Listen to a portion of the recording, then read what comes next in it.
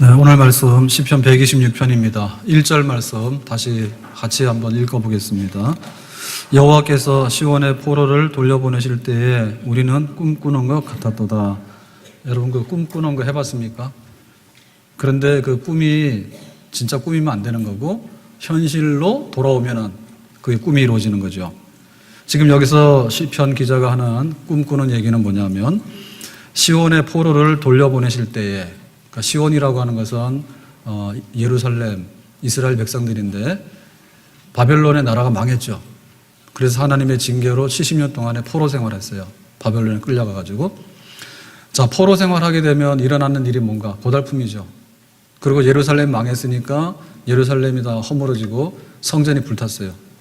그러니까 남은 것도 아무것도 없죠. 잿더미고 절망이고 끝이 없는 그런 길이 이제 포로 생활인데, 그런데 돌려보내실 때 70년 동안 포로 생활 끝나거나 돌아왔어요. 우리나라가 일제 36년에 그 지배를 받았는데 36년 만에 주권을 찾았다는 얘기는 굉장히 빨리 찾은 겁니다. 만약에 늦었으면 지금도 우리가 그 압제받는 시대의 백성이 됐을 거예요. 그러니까 일본하고 뭐하고 뭐든지 하면은 일본 사람들한테 대해서는 전투적이죠, 그죠? 전투적입니다. 그러니까는 포로로 돌아가는 것은 굉장히 고달픈 일이지만 포로 생활을 끝내고 돌아오는 길은 자유를 얻는 길이고 다시 고향으로 돌아가는 길이고 더군다나 성전으로 돌아가는 길이에요. 그러니까 하나님께 징계받았을 때는 정말 마음이 아픕니다. 그런데 그 징계가 끝나고 나서 하나님께서 우리를 다시 회복해가지고 받아주시는 그런 기쁨을 가지고 지금 올라오는 길이에요. 그러니까는 이 일이 포로로 잡혀갔다 70년 만에 돌아오는 이 길이 꿈 같다 이런 얘기죠. 꿈 같다. 정말 이것이 현실이냐? 그런데 현실이더라. 하나님께서 약속하신 대로 우리를 다시 예루살렘으로 돌아오도록 하는 이런 해방과 자유의 길을 주신 것이 너무나 감격적이다 해서 꿈 같다 이렇게 표현하는 거예요. 자, 이 꿈 같은 이 회복의 길, 해방의 길, 자유의 길이 어떨까? 2절에서 구체적으로 설명하는데요. 2절 말씀 다시 보겠습니다. 그때 우리 입에는 웃음이 가득하고 우리 혀에는 찬양이 찼었도다. 그때 문나라 가운데에서 말하기를 여호와께서 그들을 위하여 큰 일을 행하셨다 하였도다. 자, 지금 포로로 잡혀갈 때는 뭐 눈물 콧물 다 빠지고 뭐 힘들어서 주저앉잖아요. 근데 돌아오는 길은 어떻습니까? 입에는 웃음이 가득하대. 그래가지고는 좋아가지고 표정 관리가 안 되는 거예요.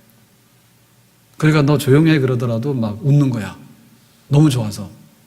여러분 그런 거 해봤어요? 네, 너무 좋아가지고 그냥 뭐 밥 먹어도 그냥 웃고 그냥 뭐 해도 그냥 막 웃음이 나오는 거야. 생각하면 너무 기쁜 거야. 즐거운 거야. 이게 자연적인 웃음이에요. 막 개그맨들이 막 짠해가지고 막 웃기는 게 아니라 속은 시커멓게 타가는데 겉으로 그냥 이렇게 웃어주는 게 아니라 그야말로 속에 있는 기쁨이 표출되는데 얼굴에 그냥 웃음이 그냥 끊어지지 않는다. 그것만 아니죠. 혀에는 찬양이 가득하다.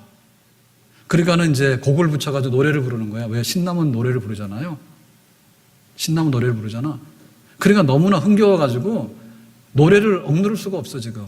터져나오는 찬송을.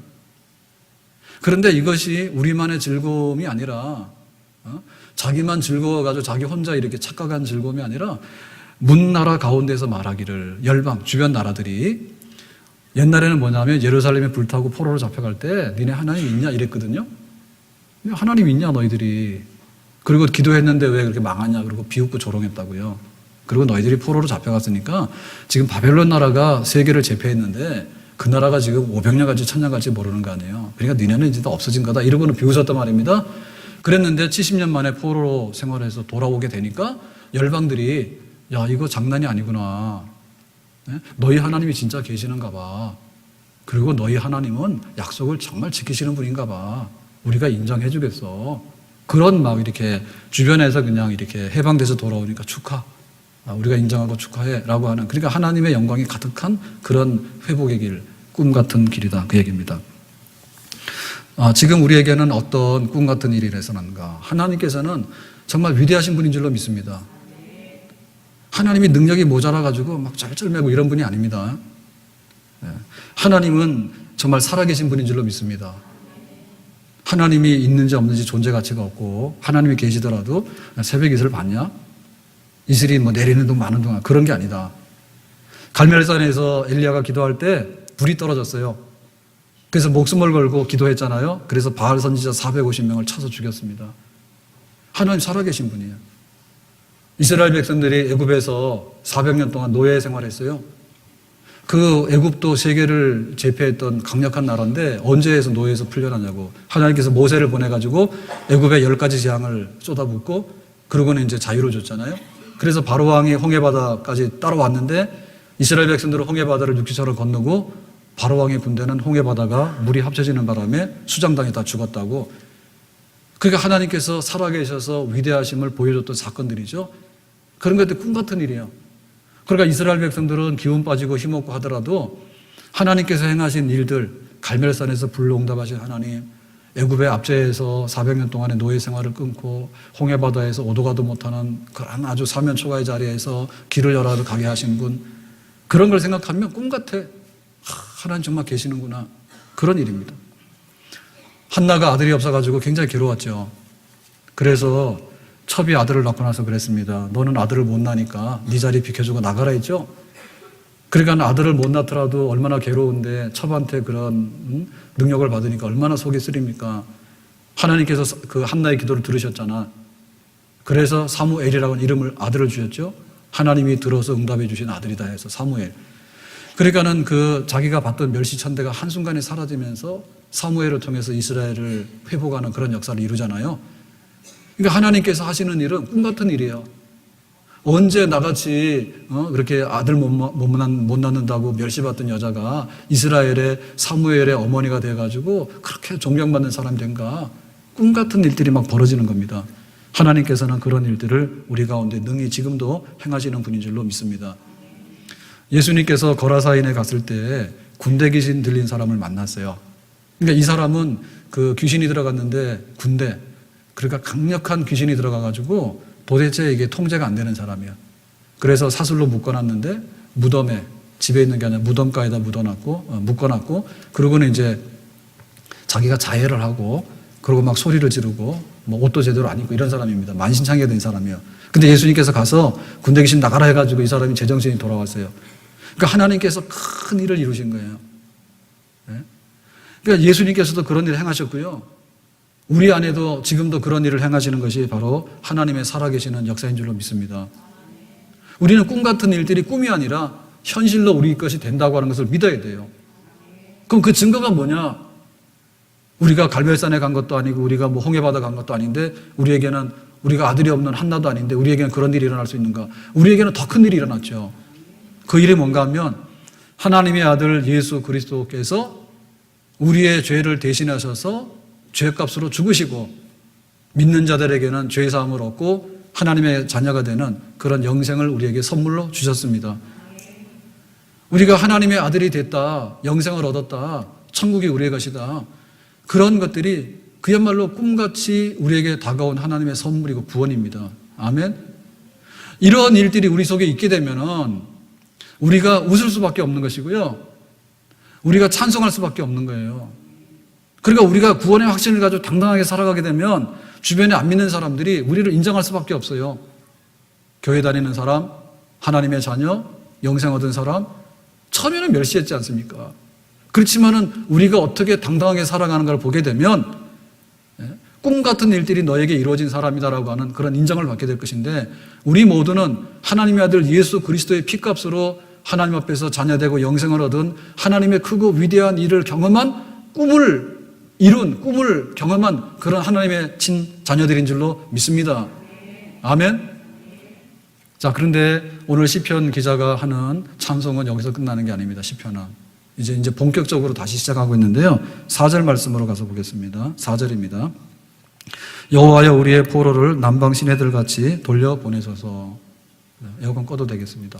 자, 여기 보니까 우리가 구원을 받았는데 구원받은 일이 큰일이다 했으면은 그냥 그 자리에 서 있어야 되잖아요.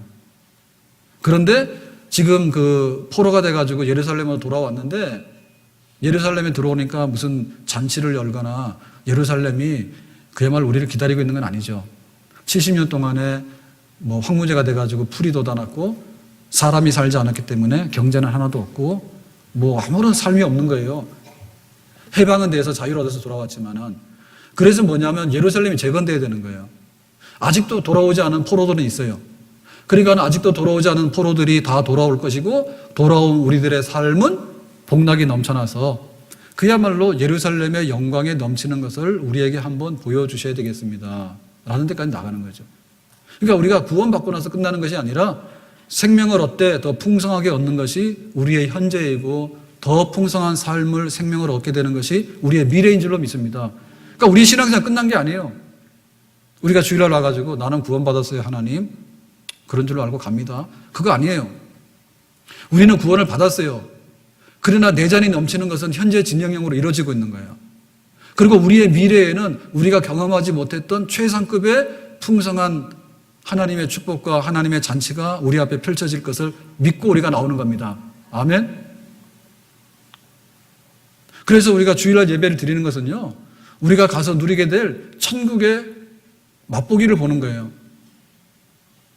내가 한 주간 시달리면서 살았는데 교회 가서 좀 위로 좀 받아야 되겠다. 이거는 최소한입니다.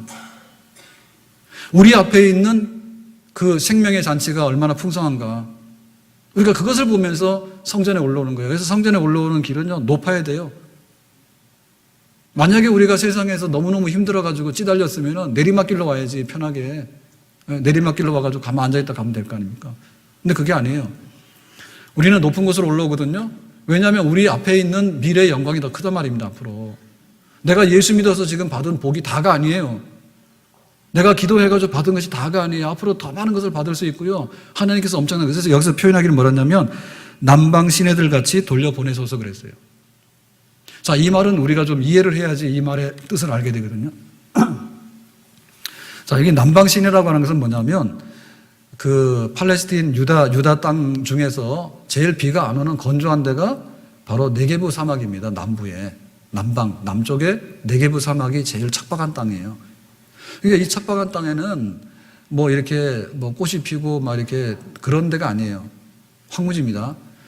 황무지인데 강이 있긴 있는데 평상시에는 강이 안 보여요. 그걸 우리가 마른 강이라 하죠. 와디라 하죠. 그죠? 그래서 이제 이스라엘 같은 기후는 건기하고 우기하고 뚜렷하잖아요. 그러니까 건기에 들면은 여기가 강인지 아닌지 구분이 안 돼요.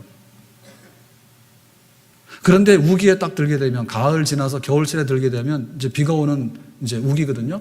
그러면은 한 번에 폭우가 콱 쏟아지게 되면 그냥 그 없던 강이 물이 흐르는데 흙탕물 해가지고 그냥 막 거센 경류가 꽉 흘러갑니다. 그러니까는 강이 없는 그 메마른 땅에 막 그 폭우가 쏟아져가지고 큰 막 이렇게 힘 있는 이렇게 시내가 흘러가는 그런 강이 되는 현상. 그게 뭐냐면 가장 최악의 상태에서 가장 멋진 반전을 이루어서 상황을 역전시켜가지고 최상의 상태로 끌어간다. 이런 뜻이에요. 남방의 시내들 같이 지금은 우리가 메말라서 물 한 방울도 볼 수가 없습니다. 그런데 그 극적인 하나님의 개입으로 인해 가지고 에어컨 좀 꺼주세요. 극적인 반전을 이루어 가지고 그야말로 지난날 보지 못했던 일들이 우리 앞에 펼쳐지게 되는 최후의 그 하나님의 역사를 지금 기다리면서, 예루살렘에 돌아왔을 때 사실은 70년 동안의 황무한 땅 아닙니까? 앞으로 이 예루살렘이 어떻게 변화될 것인가. 성전이 제대로 회복돼야 되고, 예루살렘이 제대로 회복돼야 되고, 그리고 하나님 백성들이 모여가지고 세상의 열방 사람들에게 칭찬받으면서 세상에 대해서 빛과 소금으로 살아가는 그 영광스러운 모습을 보여줘야 되겠는데, 그 일들이 앞으로 이루어지기를 기도하고 소망합니다. 그대로 되어지는 줄로 믿습니다. 이거를 다른 말로 표현하면 이런 거예요. 인생의 역전이라는 거예요. 그리고 내일은 해가 뜬다는 거예요. 쨍하고 해 뜰 날이 돌아온다는 말이죠. 그리고 세상에서 잘 쓰는 말이 극적인 반전을 야구는 9회 말 투아웃부터 하잖아. 그러니까는 마지막 그 기회에 그동안 하지 못했던 일들이 이루어지게 되는 그런 하나님의 역사를 기다리면서 지금 이 백성이 시편 기자가 찬송하고 있는 겁니다.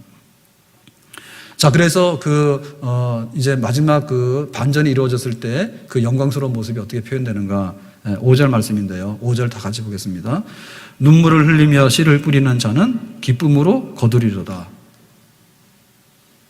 그래서 지금 메마른 그 광야에 막 비가 와서 없던 강이 흘러서 가는 정말 상상치 못했던 그런 대반전의 멋진 그 역전의 현상. 이것이 뭐냐면 눈물로 씨를 뿌리면 기쁨으로 단을 거두는 거예요. 그래서 여기 지금 대조를 보면 눈물하고 기쁨하고 다주가 되고 씨를 뿌리는 거하고 거두는 거가 대조를 이루어요. 우리가 이거를 보면서 흔히 세상에서 말하는 인생 역전, 인생 대박, 혹은 뭐 내일은 해가 뜰 거야, 쨍하고 해 뜰 날이 올 거야, 이런 얘기하고 다르다고 하는 것이 어떤 것이 발견되는가 하면 눈물과 씨가 있는 거예요.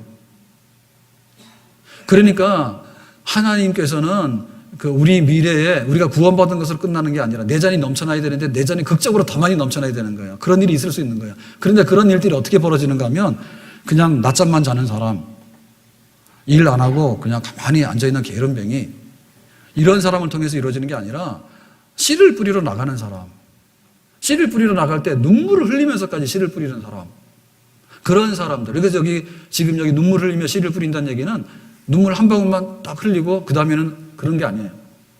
씨를 뿌리는데 씨 한 번 뿌리고 나서 가을 갔더니 추수가 확 돼가지고 되는 그런 게 아니에요.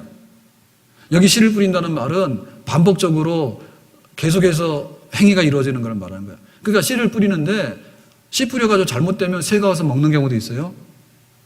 씨를 뿌리는데 잘못되면은 또 싹이 안 나는 경우도 있어. 싹이 났다가도 중간에 잘못돼가지고 또 없어지는 경우도 많아. 농사해보신 분 알 거예요.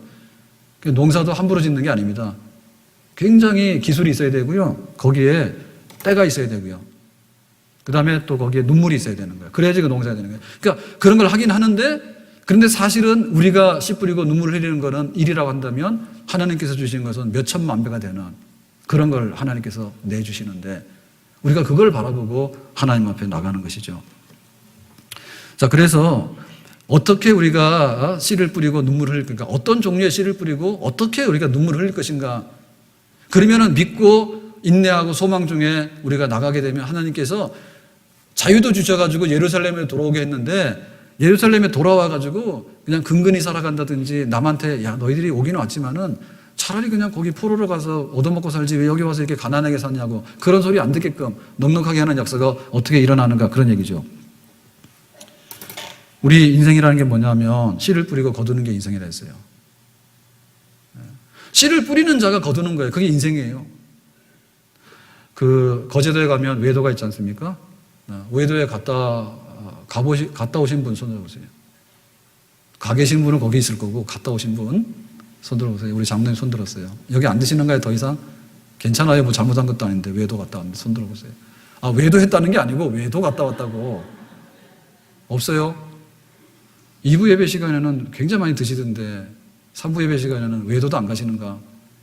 앞으로 기회가 있으면 한번 갔다 오세요.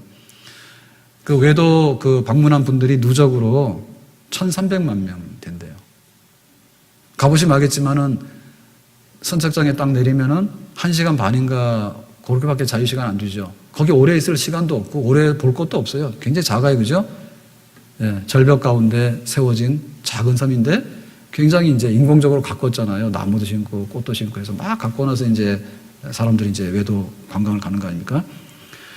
근데 그게 69년도에 낚시 좋아하시는 분이요. 그 주인이 낚시하러 갔다가 태풍을 만나가지고 하룻밤 자고 왔대.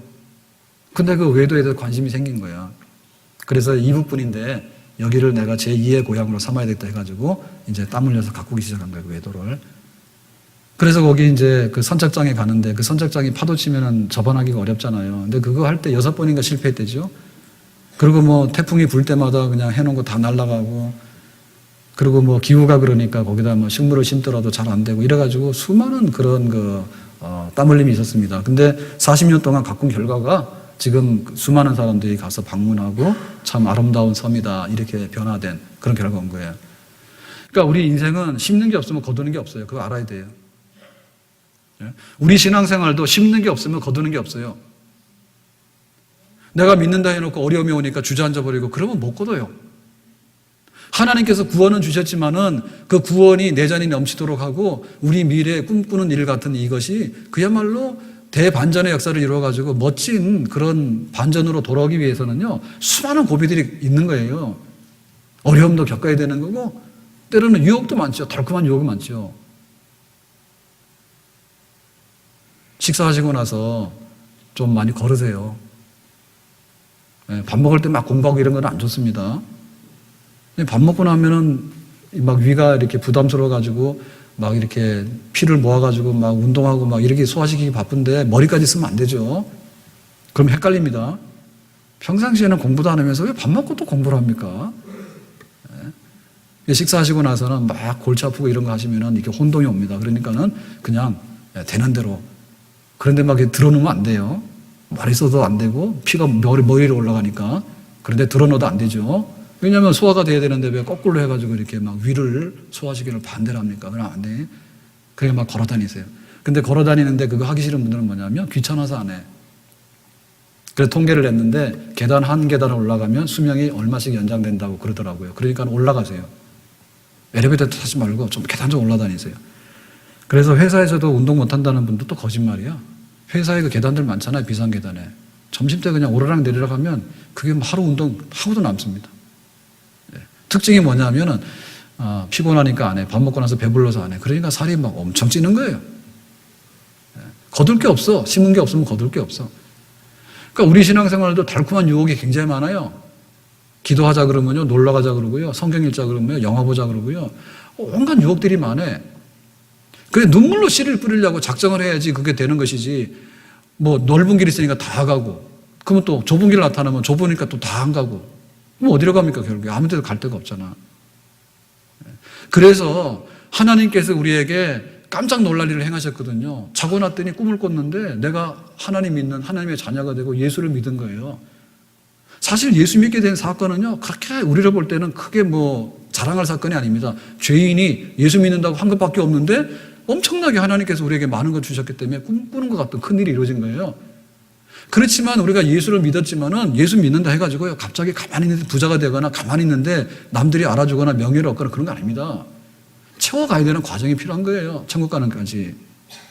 그래서 하나님께서는 이 눈물로 씨를 뿌리는 과정을 우리에게 요구하시는데, 인생이 씨를 뿌리고 눈물로 씨를 뿌려서 거두는 것이 인생이란다면 신앙생활은 씨를 계속해서 뿌리고요, 신앙생활은 눈물을 계속 쏟아붓더라도 그것이 기쁨의 단으로 변화될 것을 믿고 눈물로 씨를 뿌리는 것이 우리 신앙생활의 본 일인 줄로 믿습니다.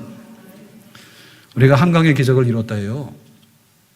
그래서 이전에는 우리가 이 한강의 기적이라고 하는 것이 뭐 한강에만 있어서 한 게 아니라 중동에도 갔고 월남에도 갔고 막 다 가지 않았어요? 그래가지고 이루어놓은 것이 한강의 기적이라 해요. 그러니까 우리나라가 무궁화꽃 그랬는데 정말로 역동적이고 빨리빨리가 나쁜 쪽에 빨리빨리가 아니에요. 사계절인데요, 어리버리하면 우리나라 못 살아요. 어제 저녁에 목양실에 있는데 막 한기가 느껴서 막 겨울옷 찾는데 겨울옷이 없는 거예요. 그래가지고 그 난방 바닥에 그 전기 들어오는 난방을 어제 처음 켰어요. 근데 세월이 변하니까 시간이 변하니까 못 견디겠더라고. 여름에는 문 다 열어놓고 또 더워가지고 막 힘들었거든요. 그래서 어느 날 문을 조금만 열다가 그 다음에 문을 하나를 닫았다가 이제는 있는데 다 닫았어. 그래서 막 추운 거예요. 어제는 온도가 떨어지니까. 그러니까는 우리가 살아가면서요, 정말 그 여러 가지 그런 일들이 많은데 어떻게 우리가 한강의 기적을 이뤘는가를 한번 생각해 봐라. 그러니까 우리에게 있어서 뭐냐면 어려움이 옛날보다 많은 게 아니라 어려움을 이겨나가는 힘이 옛날보다 부족한 거예요. 그 증명이 되는 게 우리나라가 옛날에는 일터가 없었기 때문에 월남도 중동도 다 갔습니다. 오란데 있으면 다 갔죠. 근데 지금은 이주 노동자들이 한국을 찾아오잖아요. 그러니까 우리에게 그 환경이 나빠진 게 아니고 군대에서 사건이 많이 일어나지 않습니까? 군대가 옛날부터 환경이 나빠진 게 아니에요. 거기 가서 견뎌내는 사람들이 더 약해진 거예요. 그러니까 별일 아닌 거 가지고 또 가혹행위를 하게 되고 또 가혹행위를 받게 되면 그거 가지고 막 큰 사건을 내기도 하고 하는데 견디는 힘, 어떻게 지금 눈물을 씨를 뿌릴 것인가, 그리고 어떻게 내가 눈물을 뿌려가지고 이걸 갖고 낼 것인가라고 하는 그런 힘이 부족한 거예요. 그것이 사실은 우수한 민족이죠. 이전에도 자원 없었습니다. 이전에도. 이전에도 우리가 공부하는데 굉장히 어려웠어요. 소를 팔아서 자식을 서울로 유학 보냈잖아. 소 팔았다는 얘기는 자기가 소됐다는 얘기입니다. 우리 자녀들 때문에 지금 지출을 많이 하는데요. 지금 지출하는 거 아무것도 아니에요. 옛날에 비하면. 소 팔아서 유학시켰다는 얘기는 내가 소가 되고 전 재산 다 판 거예요.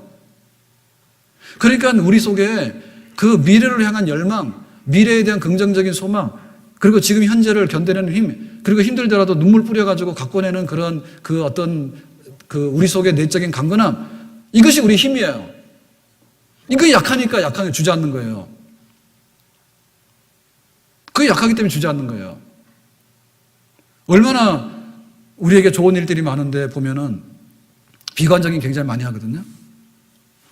그래서 막 대통령부터 시작해가지고 하여튼 간에 뭐가 틈만 좀 보였다면 그냥 막 그 악플을 달아가지고 그냥 막 산산조각을 냅니다. 좋은 일이 있기 위해서 어떤 힘을 모아가지고 좋은 일에 희망을 띄우는 일에는 별로 힘을 안 내요. 같이 모여서 죽자는 거 이런 거 막 하고요. 그 다음에 뭐 좀 되는 일이 있으면요 가서 그냥 어떻게 반대를 하는지. 우리 같은 경우에 이제 뭐 단일 민족이라 그랬고 또 우리 역사가 사실은 이렇게 분열할 수 있는 그런 상황이 아닙니다. 네? 분열할 수 있는 상황이나 다양성이 이렇게 많이 존재하지 않아요. 근데도 보면 여당이나 야당이나 진보랑 보수랑 이렇게 해서 세대 간에도 그렇고요. 이게 지금 너무 격렬하게 굉장히 많이 지금 충돌하고 있어요. 우리 역사가. 그렇게 굉장히 많이 충돌하고 있어요. 그러니까 사실 그게 우리가 서로 용납을 많이 하고 그래야 될 편이거든요. 만약에 우리나라 흑인들이 절반이면 우리나라 어떻게 됐을까? 미국처럼. 그 인종차별이 될 수밖에 없는 그런 조건 가운데서도 막 화합을 해서 살려고 하잖아요. 근데 우리는 피부 색깔 다 똑같잖아. 한국말 다 쓰고. 그리고 다민족도 아니고. 근데도 불구하고 그 용납심이 잘 없는 거예요. 그러니까 미래에 대한 희망 가지고서 앞으로 나가고 하나가 되고 이런 거가 우리의 이게 남방의 시내를 돌리는 그런 사건이 돼가지고 정말 우리 모두가 다 잘 될 수 있어. 우리나라 잘 될 수 있어. 이런 거 해야 되는데 이제는 못 되는 쪽으로 굉장히 부정적인 걸 많이 나타낸다고. 그러면은 우리 교회는 어떠냐? 우리 믿는 사람은 어떠냐? 믿는 사람도 허약하게 짝이 없어요. 예수 믿어서 구원받는 꿈 같은 일이 우리 안에 이루어졌습니다. 예루살렘으로 왔어. 그런데 예루살렘은 무너진 채로 있고 성전은 불탄 채로 있는데 어떻게 우리가 이걸 재건해야 될 것인가에 관해서 내 힘으로 모자라지만 눈물로 씨를 뿌려서 가꾸게 되면 하나님께서 폭우가 쏟아져 가지고 이 건기가 지나게 되면 우기에 정말 이 마른 광야에 시내가 급격하게 흐르는 그런 영광의 때가 우리에게 온다고 하는 그런 믿음 가지고 교회를 섬겨왔어요. 우리 지금까지. 그런데 우리 믿음의 조상들은 그렇게 살았지만은 지금 우리는 그게 아니죠. 교회를 올 때나 혹은 뭐 은혜 받았다고 하는 것을요 마치 영화 한 편으로 생각하는 것 같아. 내가 돈만 원 내면 영화 보러 가서 감동이고 멋있었어. 근데 현실로 나오고 보면 그건 영화였어? 어떻게 신앙생활을 그렇게 생각하는지 몰라요. 우리 신앙생활 속에 지금 눈물이 있는가 말입니다. 눈물이 있어야 되기 정상입니다. 씨를 뿌리는 게 있어야 됩니다. 씨를 뿌리는 게. 세상 사람들은 자기를 믿으면서 씨를 뿌리는 거고요. 세상 사람들은요 남을 믿으면서 씨를 뿌리는 거고 세상 사람들은 정부를 믿으면서 씨를 뿌리는 거예요.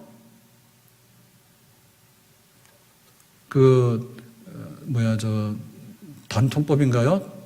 뭐 핸드폰이나 이런 통신 지금 10월 1일부터 법이 바뀌어가지고 막 지금 그렇잖아요. 모르시죠? 그 핸드폰 망가져가지고 사러 갔는데 막 그 핸드폰 가게에서 거의 막 이렇게 손님이 왜 왔냐 이런 식으로 그 가격 이제 마음대로 막 이렇게 할인하는 게 아니라 뭐 똑같이 정부 지원금 해가지고 이렇게 공평하게 해서 다 공개적으로 하고 이런 식으로 법이 바뀌었다면서요. 그래가지고 막 이게 주저앉는가 봐. 그렇다요 분위기가. 사러도 안 가고. 하여튼 간에 우리가 어떤 일을 당하면 정부 법이 바뀌면 거기에 따라서 웃기도 하고 울기도 하고 막 그러는 거예요. 그런데 하나님을 믿는 우리들이 어떤 씨앗을 가지고 있냐 할 때 하나님은 살아서 역사하시는 분이고 하나님은 위대한 일을 이루신 분이고 하나님은 꿈 같은 일을 우리에게 이루셨고 앞으로도 이루실 것이고 메마른 광야에도 강이 터져 흐르게 하는 그런 일을 우리 앞으로도 정말 극적인 반전을 이루도록 계획을 가지고 계신 분이고 하나님 줄로 믿습니다. 그러니까 우리가 가지고 있는 씨앗이 얼마나 좋은 씨앗인가에 관해서 확신을 가지고요. 그렇게 믿었으면 좋겠다. 와가지고 맛만 보고는 에휴 이거 이러고 그러고 가면 안 된단 말이죠. 옛날에 교회를 왔던 분들은요 전부 다 이거 저 양반들 안 왔습니다 원래. 예? 그리고 정말 교회를 찾아 나오는 분들, 우리가 믿는 사람들이 5% 10% 미만으로 됐을 때, 소수일 때는요 다 집에서 쫓겨나거나 아니면 막 병 나가지고, 옛날에는 의료보험이 없었어요. 병원도 많지 않았고. 그래 병 나면은 그냥 살려달라 그러면 교회를 와서 기도했고 그런 겁니다 진짜. 직장이 어디 있었습니까 다. 그래서 그냥 와서 어려워도 그냥 가난뱅이도 오고 병든 사람도 오고 버림받은 사람도 오고 다 사회에 그냥 이렇게 밑바닥에 있는 사람들이 교회를 왔거든요. 근데 뭐냐면 인내하고 씨를 뿌리고 눈물로 가꾸고 미래에 하나님께서 어떻게 멋진 극적인 반전 드라마를 이룰 것인가에 관해서는요 정말로 끈기 있게 믿었던 사람들이에요. 그래서 지금 우리 교회가 이루어졌습니다. 아멘? 근데 어떻게 와가지고 교회에서 영화 한 편 보여주시지 감동 받았습니까? 가시죠? 그리고 감동을 받아서 가는 게 아니라 감동 있는 삶을 내가 살아야 되는 것이 바로 납니다. 아멘? 남들 거 구경하는 게 아니에요. 그러면 우리가 어떻게 할 것인가? 우리 자녀들을 위해서 눈물로 씨를 뿌려보세요. 여러분 아직도 안 늦었어요. 어거스틴의 어머니가 그랬잖아요. 자식이 어떻게 저렇게 사생활을 낳고 자식이 어떻게 저렇게 만이교에 빠져가 그러는지. 똑똑한 아들이 객지에 나가서 너무 기도하다가 그게 안 되니까 낙심돼가지고 가서 그랬잖아요. 주교 찾아가서 우리 아들 어떻게 됩니까? 그랬더니 자식 위해서 눈물 흘리는 부모가 있으면 자식 안 망한다 했잖아. 그러니까 우리 지금 부모님들이 해야 될 일이 그 일이에요. 학원도 보내고 뭐도 해야 되지만은 자식을 위해서 눈물로 기도하고 눈물로 씨를 뿌리는 일을 하게 되면 그 자식은 천대에 이르러서 하나님 품 안에 축복의 자녀가 반드시 될 수 있는 줄로 믿습니다. 우리의 일터도 마찬가지예요. 하나님께서 어떻게 하시는가에 대해서 정말 최선을 다하고요. 그 다음에 하나님 역사를 기다리는 그런 믿음의 사람들 통해서 하나님께서는 흥하게 하는 그런 증인으로 우리를 부르시고 그렇게 쓰시는 줄로 믿습니다. 우리 교회를 보면 우리 교회도 눈물 흘릴 일이 굉장히 많았죠. 근데 20년 전으로 돌아가서 볼 때 한 35평, 30평인가? 유치원 지하실에 우리 교회가 거기 있었는데 거기 가라면 가겠어요 지금? 안 가죠. 그러니까는 하나님께서 해놓으신 이런 일들이 끝은 아니에요. 아직도 끝도 아니고 아직도 굉장히 하나님 할 일이 굉장히 많다 보는데 그것은 우리가 눈물로 씨를 뿌리는 것만큼 하나님께서 우리 교회를 채우시고 또 그렇게 일을 이루시는 줄로 믿습니다. 얼마나 눈물로 교회를 섬긴 성도들이 많은가. 얼마나 정말 없는 가운데도 과부의 두렵던 심정으로 섬긴 성도들이 많고 이름도 없이 빛도 없이 교회를 섬기고 기도했던 성도들, 그런 것들이 열매가 돼가지고 지금 우리 교회에 존재하는 겁니다. 아멘? 어느 날 갑자기 된 것도 없어요. 우리 교회는 정말로 빚진 상태에서 시작해가지고요 그 지하실에서 시작해서 지금은 냄새나서 들어가지도 못해요. 거기를 하나님께서 여기까지 인도해 주셨는데 우리는 그런 거에 대해서 강한 사람이 돼야 돼. 좋은 환경만 찾는 게 아니라 척박한 환경에서도 어떻게 하나님이 우리를 구원하셨다면 우리의 미래를 이뤄나가실 것인가, 거기에 대해서 강한 사람이 되라. 아멘? 장로님 존경해요, 권사님 너무너무 사랑해요, 이런 얘기 들으려고 하면요 우리 장로님 권사님들이 얼마나 많이 눈물 흘리고 얼마나 많이 씨를 뿌려야 되는지 몰라. 베세메스로 가는 암소가 언약궤를 싣고 가라에서 가는데 젖을 떼지 않은 송아지가 있었어요. 그러니까 이 송아지가 막 우는 거에 젖 달라고, 엄마 가더라도 젖 좀 주고 가세요 막 이러는 거예요. 젖 주고 나면 못 가는 거지. 붙들려서 어떻게 가요. 그러니까 막 눈물을 쏟으면서 앞을 보고 가잖아. 그러니까 교회를 섬기면서 그렇게 섬기지 않으면요 우리가 직분 감당할 수 없습니다. 네? 교회 오는데 우리 육신적으로는 할 일 다 합니다. 그렇지만은 속으로 정말 내가 교회를 위하고 주님을 위해서 내가 눈물 흘린다, 그리고 씨를 뿌린다, 그리고 이 씨앗이 10년 후에 20년 후에 어떻게 날 것이고 100년 후에 우리 자녀들에게 어떻게 후대에 이어질 것이다 라고 하는 그런 확실한 믿음을 가지고 있을 때 우리가 직분을 감당하는 하나님의 사람이 될 수 있는 줄로 믿습니다. 아브라함이 조카 롯을 위해서 기도하는 거죠. 소돔성이 불타는데, 심판받는데 하나님 의인 50명이 있으면, 의인 45명이 있으면, 의인 40명이 있으면, 의인 30명이 있으면 막 해가지고 어디까지 내려왔어요? 의인 10명 있잖아요. 그랬더니 하나님께서 알았다. 조카로서는 구원해 줄게 했잖아요. 우리의 가족 식구들이요, 구원받고 우리 가정이 다 예수 믿는 가정이 되는 일도 하루아침에 되는 일이 아니에요. 누군가 눈물로 기도하고 누군가 씨를 뿌렸기 때문에 된 겁니다. 우리 선교사들이 와가지고요, 우리 늘 여기 일산 올 때 지나다니지만 그 합정동에 외국인 묘지하고 또 오른쪽 한강변으로 보면 절두산 있잖아요. 잠두봉이라고. 그래서 캐톨릭에서 지금 거기로 성지를 만들어놨는데 그 순교했던 터전들 아닙니까? 누군가 이 땅에 와가지고 씨를 뿌린 거예요. 눈물로 씨를 뿌린 거예요. 눈물도 모자라서 나중에 피로 씨를 뿌렸어. 피 뿌렸어. 그래가지고는 이 교회가 자란 거예요. 하나님께서는 우리의 눈물을 절대로 그냥 무시하지 않고, 우리의 피 흘림을 절대로 무시하지 않고, 우리의 미래에 추수해서 영광스러운 단을 가득 거두는 그런 자리에까지 우리를 분명히 인도하시는 줄로 믿습니다. 목회도 눈물이고요, 목회도 씨앗 뿌리는 일이에요. 바울이 그 에베소에서 3년 동안 목회를 했는데, 이제 그 3차 선교를 마치고 에베소 못 가고 시간이 없어서 에베소 앞에 있는 항구가 밀레도입니다. 자, 밀레도에서 에베소 장로님들 초청해가지고 고별 설교를 하게 되죠. 장로님들 이제는 다시 못 볼 것 같아요. 살아있는 동안에. 내가 예루살렘 가면 이번에는 못 볼 것 같아요. 그래서 이제 순교길로 가게 되는데요. 그때 그랬어요. 내가 눈물로 에베소에서 3년 동안에 가르친 거 기억해라. 그리고 교회를 말씀으로 지키고 이단들이 들어오지 못하도록 해라. 그리고 내가 에베소에 있는 동안에 생활비가 없었어. 그래서 바울이 천막 만드는 일에서 노동을 해가지고 자기가 생활비를 벌고 그걸로 목회를 하고 그걸로 선교활동을 했어. 그러니까 내가 천막 만드는 일을 하면서 그렇게 섬겼던 그런 생활의 모범을 따라가지고 좀 경제적으로 궁핍하거나 생활이 넉넉지 않더라도 다른 마음 품지 말고 주는 자가 되고 예수님처럼 그렇게 목회를 잘 하도록 해라. 눈물로 호소하면서 마지막 작별 인사를 하게 되는 거예요. 교회 목회도 그런 거고요, 우리 신앙생활도 그런 거예요. 세상에 눈물 뿌리는 일도 열매를 거둔다 하는데 하나님 앞에 눈물 뿌리는 것에 대해서 왜 열매를 못 거두겠는가? 세상에 사람의 약속을 믿고 살아도 열매를 거둘 수가 있어요. 그런데 하나님의 변함없는 신실한 약속을 믿고 살아가는 하나님의 자녀들에게 왜 메마른 광야에 비가 와서 거기에 강이 흐르는 그런 환상적인 일이 일어나는 것에 대해서 왜 하나님 앞에서 못한다고 하느냐? 못한다고 하지 말아라. 아멘. 오늘 다시 한번 우리 안에 부흥이 일어나기 원하는데요, 지난 시간에 그랬습니다. 하나님은 우리의 피난처가 되시는데 환난 중에 만날 큰 도움이라 했어. 세상에서 지진이 일어나던, 세상에서 막 이렇게 쓰나미가 오고 해일이 일어나던 하나님은 우리의 피난처가 큰 도움이 되신 줄을 믿습니다. 이거는 소극적인 거예요. 맨날 뭐 지진이 일어나는데 도망만 다닐 겁니까 우리가? 그래서 지난 주간에 뭐였냐면 시편 23편에 여호와는 나의 목자시니 내게 부족함이 없다 했어. 목자 안에 있는 양들이 풍족하고 목자 안에 있는 양들이 행복한 줄로 믿습니다. 그래서 내 잔이 넘칩니다. 아멘? 그래서 신앙생활에 부흥이 일어나야 되는 거예요. 내가 지진을 만났는데 숨을 데가 없지 않습니까? 그냥 하나님 안으로 피하는 그런 부흥이 일어나야 되겠죠. 내가 양인데 나 스스로는 나를 지켜나가거나 나 스스로 행복하게 만들 수 없어요. 목자가 필요해요. 하나님 목자가 되심에 대해서 우리가 부흥이 일어나야 되겠죠.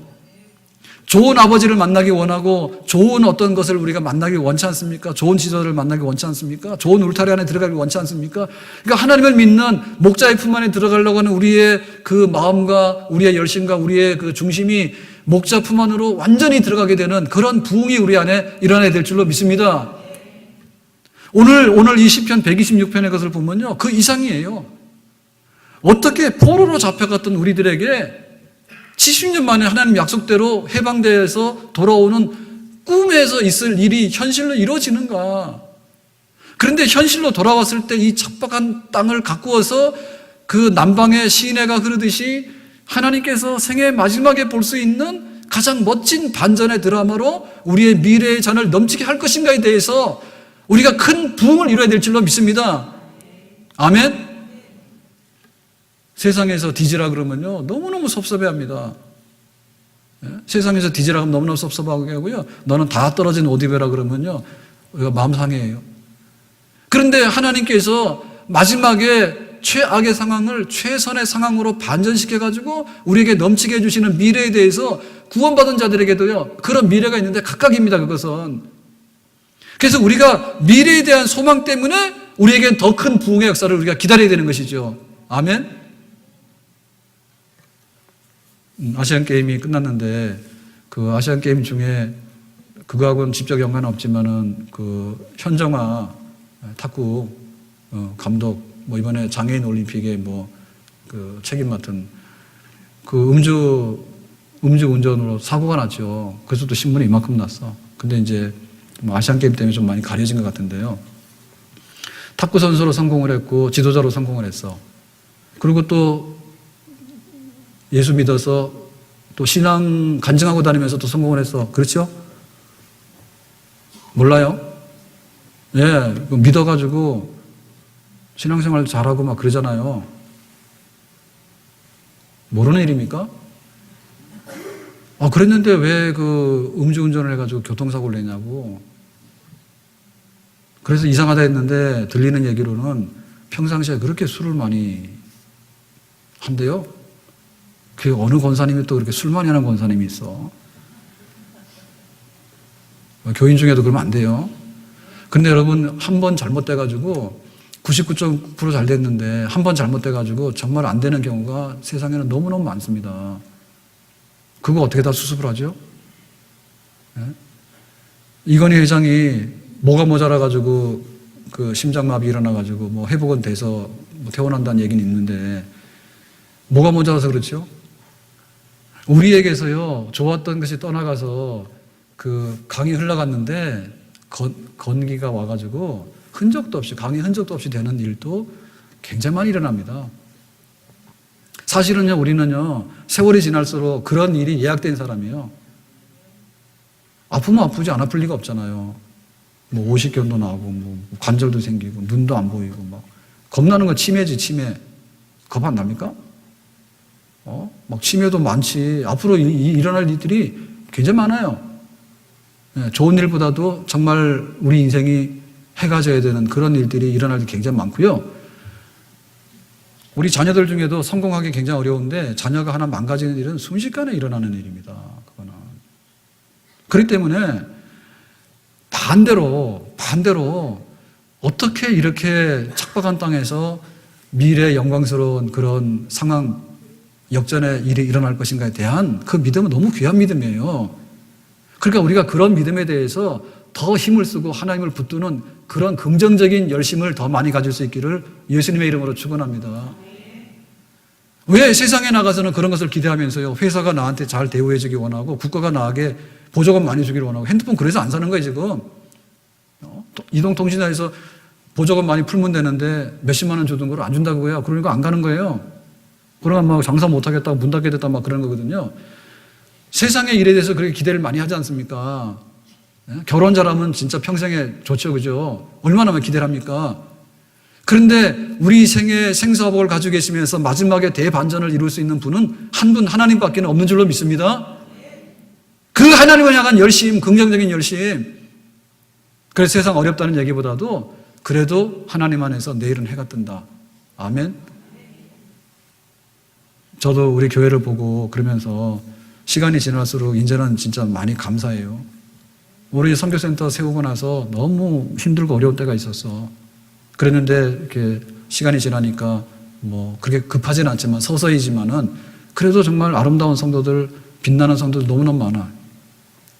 오늘 일부 예배 때 우리 집사님 기도하는데, 여석훈 집사님 기도하는데 막 기도 막 하는 중에 생전 듣도 못하는 기도를 했어요.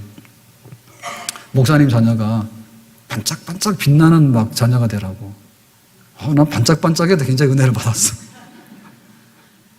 목사님 자녀가 잘 되라는 기도를 많이 하잖아요. 근데 막 반짝반짝 세상에서 빛나는 자녀가 되라는데, 그래서 내가 여석훈 집사님의 또 아들이 둘인데 기도를 많이 하고 있는데 나는 그렇게는 못했거든요. 집사님의 두 아들이 반짝반짝 빛나라고 나도 기도를 고쳐야 될 것 같아. 교회를 보면서 그런 일을 막 보잖아요. 그리고 정말 물질로 드리는 분들 중에도 어려운 분들이 많아. 전 재산 드리는 분들이 있다고. 마음의 중심에. 보면 은혜가 되잖아요. 그래서 교회가 서가는구나. 여러분, 우리 예담교회 성도들은 과거를 묻지 않습니다. 뭐 저하고 상관도 없는 일이고요. 그리고 지금도 묻지 않습니다. 내가 돈이 많아요, 내가 유명한 사람, 내가 건강한 사람, 그거 자랑할 거 없어요. 내일 아침에 일어났는데 팔 부러지면요 장애인 되는 거예요. 자랑할 거 아무것도 없어. 오늘 현재를 자랑할 거 없어. 다만 미래에 향해서 우리가 얼마나 큰 사람이 될 것인가, 미래를 향해서 얼마나 큰 사람이 될 것인가. 메마른 광야에 어떻게 비가 와서 그 흐르는 강이 생기는가에 관해서 그렇게 하나님 우리의 미래를 열어주시고 그렇게 될 줄로 믿습니다. 그리고 되었다고 하는 그런 고백과 찬양이 우리 모든 성도들에게 바라는 미래만큼, 우리의 소망만큼, 우리의 땀 흘려 갖고는 눈물의 기도만큼 그렇게 되는 역사가 우리 모두에게 주어지기를 예수님의 이름으로 축원합니다.